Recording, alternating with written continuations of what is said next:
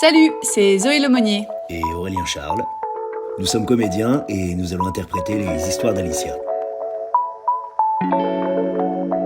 Chaque semaine, dans cette deuxième saison de la série Aimable, nous vous raconterons un nouveau crush. Alors, prêt à sortir le grand jeu ? Épisode 1, la rockstar et l'invisible.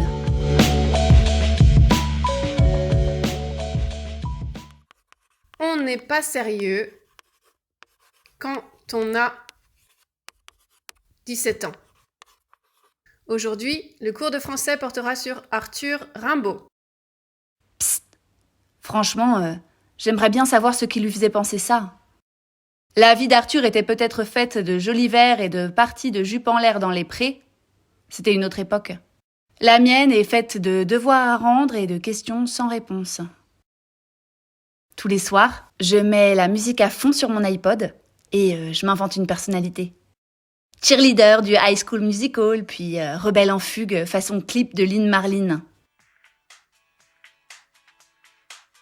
Dans chaque version, j'ai une popularité, une sexualité qui bourgeonne et une vraie paire de seins. C'est vachement loin de la réalité. Mais je compense avec mon piercing et ma coloration rouge délavée. J'aimerais être le genre de nana qu'on choisit pour les travaux pratiques et les soirées. Le genre qui plaît à Geoffrey. Joff pour les intimes. C'est la rockstar du lycée. Toujours en retard, son sourire White Diamond lui permet même d'éviter les heures de colle. C'est un blondinet aux yeux noisettes dont tout le monde se dit ami. En vrai, c'est un immense fan club. Tout le monde ne peut pas l'approcher à moins de 2 mètres. Priorité à ses potes joueurs de gratte et aux adolescentes biactolisées. Autant dire qu'entre lui et moi, il y a un monde. Et 6 rangées de tables. Si au moins je pouvais lui adresser la parole plus souvent, avoir 2 secondes de tranquillité avec lui, j'arriverais à savoir si j'ai une chance. Pas bête ce plan. Il suffirait de repérer les heures où il est au CDI, de semer l'auxiliaire de vie dans les couloirs ou la cage d'escalier, peu importe, puis de me rapprocher de lui en prétendant être perdu. Salut Geoffrey. Tout ça sans bégayer, ni rougir, ni lui rouler sur le pied. Pas évident. Impossible en fait. Je préfère passer 10 fois à l'oral de français que de parler à un mec.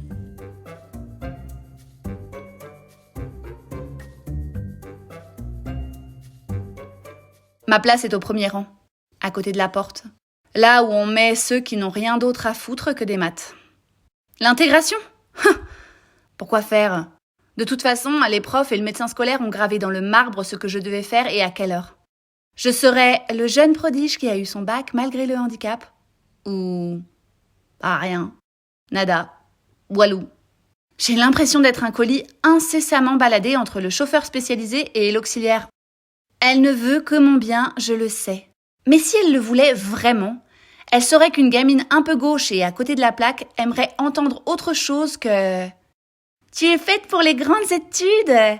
Le reste vient après. Après quoi ? Après tout le monde ? Quand je me retrouverai dans le monde des adultes et que je ne saurais même pas mettre une capote ? Moi qui ai déjà renoncé aux cours d'éducation sexuelle pour conforter les adultes dans l'idée que ce n'était pas une priorité pour moi. Dans ce cas, pourquoi il y a des lycéens qui s'embrassent à pleine bouche dans tous les recoins ? Ce matin encore, entre la vie scolaire et le distributeur de pommes, j'ai vu un baiser. Affamé, maladroit, goulu. Je n'avais jamais vu une langue d'aussi près. C'était tellement hypnotique que le mur aussi, je l'ai vu de près. Au cours de mes années en ZEP et mes 3 mois d'hospitalisation, je n'ai pas vraiment appris l'art de la subtilité. Parfois, Joff me surprend à le reluquer. Alors il me balance un « Salut Alicia, ça va ?» digne d'une idole en pleine séance de dédicace. Une fois de temps en temps, j'ai le droit à un « Eh, bravo pour tes notes !» auquel je réponds en baissant les yeux. Tiffany, c'est ma première copine de lycée, d'une blondeur ondulée et d'une mélancolie orageuse. Sa vie ressemble à une saison des frères Scott. À force de la fréquenter, il m'arrivera peut-être des choses incroyables. Et heureux hasard, c'est une amie de Geoffrey. Les frites bien huileuses et les histoires de Nana sont tout ce qui me motive à manger à la cafette. Quand vient le moment des secrets, je sais pas quoi dire. J'ai trop honte d'avouer mon coup de cœur pour la rockstar. Mais d'un autre côté, si je dis rien, je passe pour quoi? Et toi, c'est qui ton petit chouchou? Moi, c'est le blond. Fou rire général. D'accord. Mais lequel? Celui qui joue de la guitare. Geoffrey. Mon Geoffrey? Sur le coup, je percute pas. Mais à ce moment-là, tout le monde sait que je vais me prendre un râteau. Pourquoi je devrais m'inquiéter? Je sais qu'il me choisira certainement pas quand je vois toutes les nanas libres et pubères autour de lui. Et alors? Geoff est populaire, stylé et charmeur. J'ai bien le droit d'essayer moi aussi. On n'est pas sérieux quand on a 17 ans et l'amour n'est que l'amour. Je veux juste lui déclarer mes sentiments. Comme le font les autres filles de ma classe.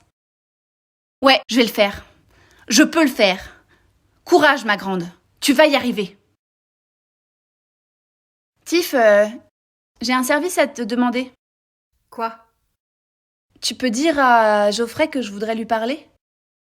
Tu es sérieuse? Tu vas vraiment lui avouer? Bah ouais, pourquoi c'est pas comme ça qu'on s'y prend. À toi de voir. Sauf que Geoffrey ne se pointe jamais. Ni le lendemain, ni le surlendemain, ni la semaine d'après. Au contraire, il m'évite. À 9h, comme à la pause déj, comme à 17h. Très bien. Puisqu'on ne peut compter que sur soi-même, je fonce.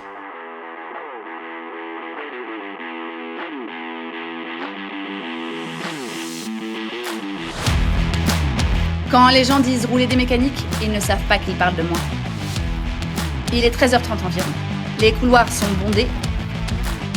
J'arrive comme un tank. J'ai la grâce de Princesse Leia dans le scaphandre de C3PO. Et je pique tout droit sur ma cible. Il est là, entouré de ses potes, tranquillement appuyé contre la porte de la salle de cours. Salut Geoffrey, ça va? Ça va? Hello Alicia. Super, et toi? Ouais, super aussi. Je viens de voir parce que... j'imagine que Tiffany t'a parlé, non? Putain, j'ai tout planté!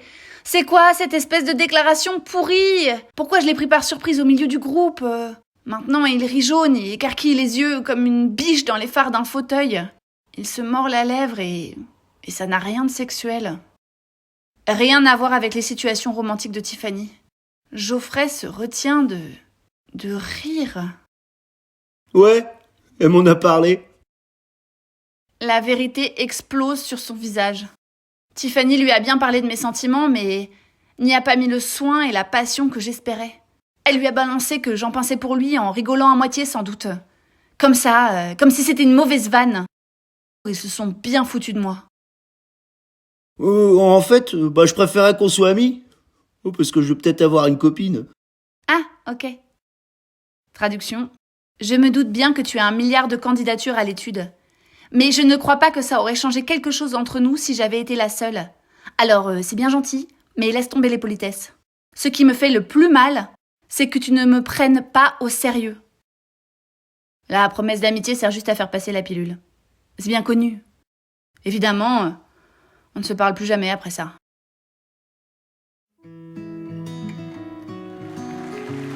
Quelques semaines plus tard, à la fête du lycée, Geoffrey chante une de ses compositions. Dédiée à une bimbo aux cheveux longs et au look acidulé. Je comprends alors que l'amour n'est pas près de me tomber dessus. Car la rockstar ayant chanté toute l'année, par l'invisible jamais ne fut charmée.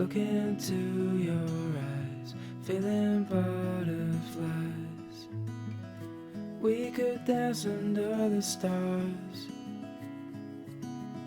fall into each other's arms.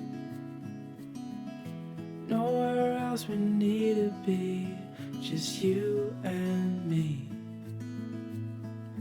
We can lose lose this love.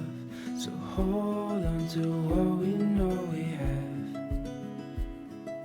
Hold on to moments that we've shared. Hold on if all we have is just each other. Everything will be fine. Just hold